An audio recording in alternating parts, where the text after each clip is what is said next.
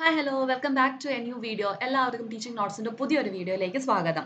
ഇന്നത്തെ ഒരു വീഡിയോയിൽ നമ്മൾ നോക്കുന്നത് ടൈം വാല്യൂ ഓഫ് മണിയുടെ ടെക്നിക്സ് ആണ്. ലാസ്റ്റ് വീഡിയോയിൽ നമ്മൾ ടൈം വാല്യൂ ഓഫ് മണി എന്താണെന്നും അതിൻ്റെ ഇമ്പോർട്ടൻസ് എന്താണെന്ന് നമ്മൾ നോക്കുകയുണ്ടായി. സോ ഈ വീഡിയോയിൽ നമ്മൾ ടൈം വാല്യൂ ഓഫ് മണിയുടെ ടെക്നിക്സ് എന്താണ്, അതിൻ്റെ കാൽക്കുലേഷൻസ് വരുന്നത് എങ്ങനെയാണെന്നാണ് നോക്കുന്നത്. ടൈം വാല്യൂ ഓഫ് മണിക്ക് രണ്ട് ടെക്നിക്സ് ആണുള്ളത്. ഒന്ന് കോമ്പൗണ്ടിങ് ടെക്നിക്കും രണ്ട് ഡിസ്കൗണ്ടിങ് ടെക്നിക്കുമാണ്. കോമ്പൗണ്ടിങ് ടെക്നിക്ക് നമ്മൾ ഉപയോഗിക്കുന്നത് ഫ്യൂച്ചർ വാല്യൂ കാൽക്കുലേറ്റ് ചെയ്യാൻ വേണ്ടിയിട്ടാണ്. അതായത് ഇന്ന് നമ്മുടെ കയ്യിൽ ഒരു 1000 രൂപയുണ്ട്. 10 വർഷം കഴിഞ്ഞ് ഈ 1000 രൂപയുടെ വാല്യൂ എത്രയാണെന്ന് അറിയാൻ വേണ്ടി നമ്മൾ ഉപയോഗിക്കുന്നതാണ് കോമ്പൗണ്ടിങ് ടെക്നിക്. അതായത് ഫ്യൂച്ചർ വാല്യൂ അറിയാൻ വേണ്ടി ഉപയോഗിക്കുന്നത്.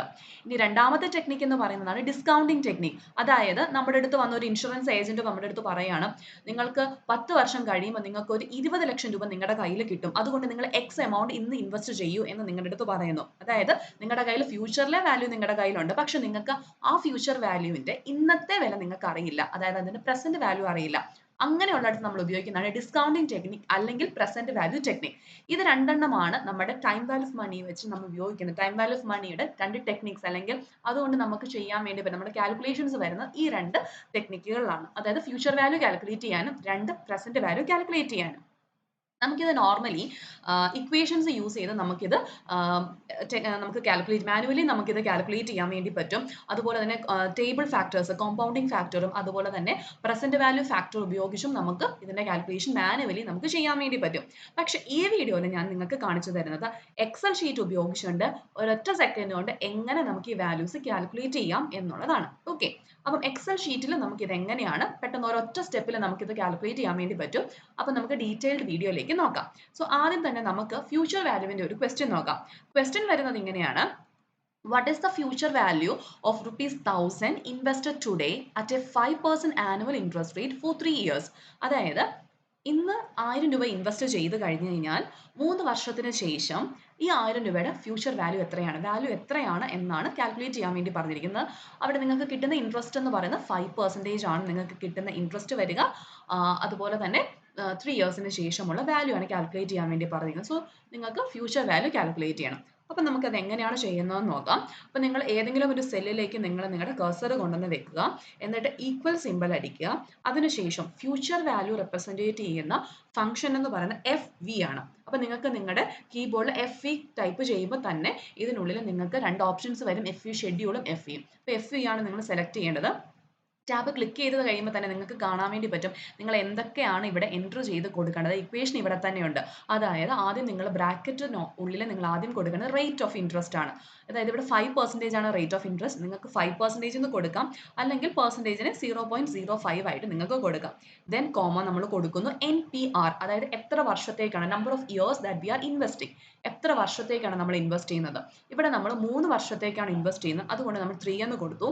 എഗെയിൻ നമ്മൾ ഒരു കോമ കൊടുത്തു. പിന്നെ വരുന്ന PMT എന്ന് പറയുന്ന ആനുവൽ ഇൻസ്റ്റാൾമെന്റ്സ്, ഈക്വൽ ഇൻസ്റ്റാൾമെന്റ്സ് നമ്മൾ പേ ചെയ്യുന്ന കേസിലാണ് നമ്മളിവിടെ PMT വാല്യൂ കൊടുക്കുന്നത്. ഫോർ എക്സാമ്പിൾ, നമ്മളിപ്പോൾ ലോൺ എമൗണ്ട് അടയ്ക്കുന്ന കേസിലൊക്കെ നമ്മൾ ഈക്വൽ ആയിട്ട് ഒരു ഫിക്സഡ് എമൗണ്ട് നമ്മൾ എപ്പോഴും അടയ്ക്കും. മേ ബി 5000 ആവാം, 10,000 ആവാം, നമ്മൾ ആനുവലി നമ്മൾ അടയ്ക്കുന്നുണ്ടായിരിക്കും.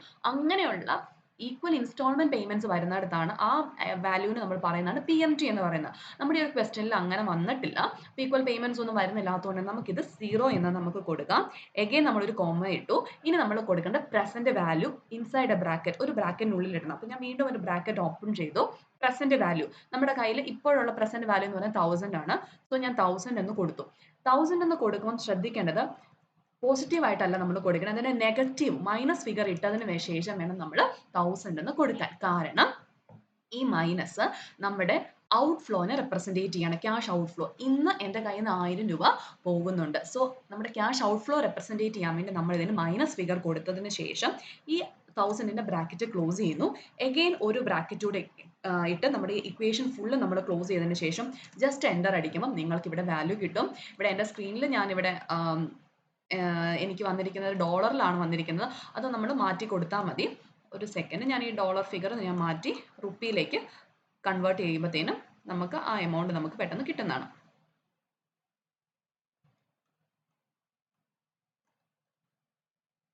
ഓക്കെ, ഇപ്പം നമുക്കത് റുപ്പിയിൽ കിട്ടി. അതായത് ഇന്ന് 1000 രൂപ ഇൻവെസ്റ്റ് ചെയ്താൽ 5% റേറ്റിൽ ഇൻട്രസ്റ്റ് ചെയ്താൽ 3 വർഷത്തിന് ശേഷം ഈ 1000 രൂപയുടെ വില എന്ന് പറയുന്നത് എത്രയായിരിക്കും? 1157.63 എന്ന് പറയുന്നതായിരിക്കും വാല്യൂ. സോ ഇതാണ് ഫ്യൂച്ചർ വാല്യൂ കാൽക്കുലേറ്റ് ചെയ്യാനുള്ള നമുക്ക് സിമ്പിൾ ആയിട്ട് നമുക്ക് കാൽക്കുലേറ്റ് ചെയ്യാൻ വേണ്ടി പറ്റുന്നത്. അപ്പോൾ ഞാൻ ഒന്നുകൂടെ ഒന്ന് കാണിക്കാം. നമ്മളൊരു സെല്ലിലേക്ക് നമ്മൾ കഴ്സർ വെക്കുന്നു, ഈക്വൽ ടു കൊടുക്കുന്നു, ഫ്യൂച്ചർ വാല്യൂവിനെ റെപ്രസെൻറ്റേറ്റ് ചെയ്യുന്ന ഫംഗ്ഷൻ എഫ് വി ആണ്, എഫ് വി എന്ന് കൊടുക്കുന്നു, ബ്രാക്കറ്റിനുള്ളിൽ നമ്മൾ റേറ്റ് കൊടുക്കുന്നു, 5% എന്ന് കൊടുക്കുന്നു, അല്ലെങ്കിൽ 0.05 എന്ന് നമുക്ക് കൊടുക്കാം. അതിനുശേഷം നമ്മളൊരു കോമ ഇടുന്നു, ദെൻ നമ്പർ ഓഫ് ഇയേഴ്സ്, ഇവിടെ ക്വസ്റ്റനിൽ 3 ആണ്, അഗെയിൻ കോമ, PMT, നമുക്ക് ഈക്വൽ പേയ്മെന്റ്സ് ഒന്നും ഇല്ലാത്തതുകൊണ്ട് നമ്മൾ 0 കൊടുത്തു. അതിനുശേഷം കോമയ്ക്ക് ശേഷം നമ്മൾ വീണ്ടും ഒരു ബ്രാക്കറ്റ് ഓപ്പൺ ചെയ്യുന്നു, ബ്രാക്കറ്റിനുള്ളിൽ നമ്മുടെ ഇപ്പോഴത്തെ പ്രസന്റ് വാല്യൂ ക്യാഷ് ഔട്ട്ഫ്ലോ ആയതുകൊണ്ട് അത് റെപ്രസെൻറ്റേറ്റ് ചെയ്യാൻ നമ്മൾ മൈനസ് കൊടുത്ത് ബ്രാക്കറ്റ് ക്ലോസ് ചെയ്യുന്നു. ദെൻ നമുക്ക് എളുപ്പത്തിൽ ഈ ഫിഗർ കിട്ടുന്നു. ഇനി ഇത് നമുക്ക് ഇങ്ങനെ വെറുതെ നമുക്ക് എളുപ്പത്തിൽ ഇങ്ങനെ കാൽക്കുലേറ്റ് ചെയ്യാം. അതുപോലെ തന്നെ ഇത് നമുക്ക് മറ്റൊരു രീതിയിലും കാൽക്കുലേറ്റ് ചെയ്യാം. അതായത് നമ്മുടെ ഫോർമുലാസിൽ നമ്മുടെ ലോജിക്കൽ ഫോർമുലാസിലും മോർ ഫംഗ്ഷൻസ് നിങ്ങൾ എടുത്തു കഴിയുമ്പോൾ ഫിനാൻഷ്യൽ എന്ന് പറയുന്ന ഒരു ഫംഗ്ഷൻ നിങ്ങൾ എടുത്തു കഴിയുമ്പോൾ നിങ്ങൾക്ക് അതിനകത്ത് എഫ് എന്ന് പറയുന്ന ഒരു കാൽക്കുലേഷൻ, അതായത് അതിന്റെ ഫംഗ്ഷൻ കിടക്കുന്നതാണ്. അതായത് നമ്മൾ ഫോർമുലാസ് എടുക്കുന്നു, ഫോർമുലാസിൽ ഫിനാൻഷ്യൽ എന്ന് പറയുന്ന ഒരു ഓപ്ഷൻ എടുത്തിട്ട് അതിനുള്ളിൽ നിങ്ങൾ താഴോട്ട് സ്ക്രോൾ ചെയ്ത് നിങ്ങൾക്ക് എഫ് എന്ന് പറയുന്ന കാൽക്കുലേഷൻ കിട്ടുന്നു. സോ എഫ് നിങ്ങൾ ക്ലിക്ക് ചെയ്ത് കഴിയുമ്പോൾ ഓട്ടോമാറ്റിക്കലി നിങ്ങൾക്ക് ഒരു ടാബ് ഓപ്പൺ ആയി വരും. അതിനകത്ത് നമ്മുടെ റേറ്റ്, ഈ ക്വസ്റ്റ്യനിലെ റേറ്റ് 5 ആണ്, NPR 3 ആണ്,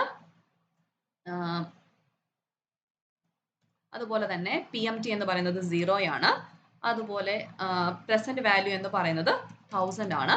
അത് കൊടുത്ത് നമ്മൾ ഓക്കെ ക്ലിക്ക് ചെയ്ത് കഴിയുമ്പോൾ നമുക്ക് എന്ത് ചെയ്യും, എമൗണ്ട് നമുക്ക് കിട്ടുന്നതായിരിക്കും. ഇവിടെ ഞാൻ കൊടുത്ത എമൗണ്ടിൽ ഞാൻ ആ 1000 റുപ്പീസിന് ഞാൻ മൈനസ് റെപ്രസെന്റ് ചെയ്യാൻ മറന്നു, അതുകൊണ്ടാണ് ഇത് റെഡ് കളറിൽ ഔട്ട്ഫ്ലോ റെപ്രസെന്റ് ചെയ്ത് വന്നിരിക്കുന്നത്. സോ നമുക്ക് അത് ഒന്നുകൂടി ഒന്ന് മാറ്റി കൊടുക്കാം. ഫിനാൻഷ്യൽ ഫംഗ്ഷൻസ് എടുക്കുന്നു, അതിനകത്ത് FV സെലക്ട് ചെയ്യുന്നു, FVയിലെ റേറ്റ് 5% എന്നുള്ളത് കൊടുക്കുന്നു, then NPR number of years 3, PMT 0 ആണ്, പ്രസന്റ് വാല്യൂ എന്ന് പറയുന്നത് -1000 ആണ്, നമ്മുടെ ഔട്ട്ഫ്ലോ റെപ്രസെന്റ് ചെയ്യാൻ വേണ്ടി മൈനസ് കൊടുത്തു, ദെൻ ഓക്കെ കൊടുക്കുമ്പോൾ നമുക്ക് വാല്യൂ കിട്ടുന്നു. സോ ഇങ്ങനെ നമുക്ക് വളരെ എളുപ്പത്തിൽ എക്സൽ ഷീറ്റ് ഉപയോഗിച്ച് ഫ്യൂച്ചർ വാല്യൂ കാൽക്കുലേറ്റ് ചെയ്യാൻ വേണ്ടി പറ്റും.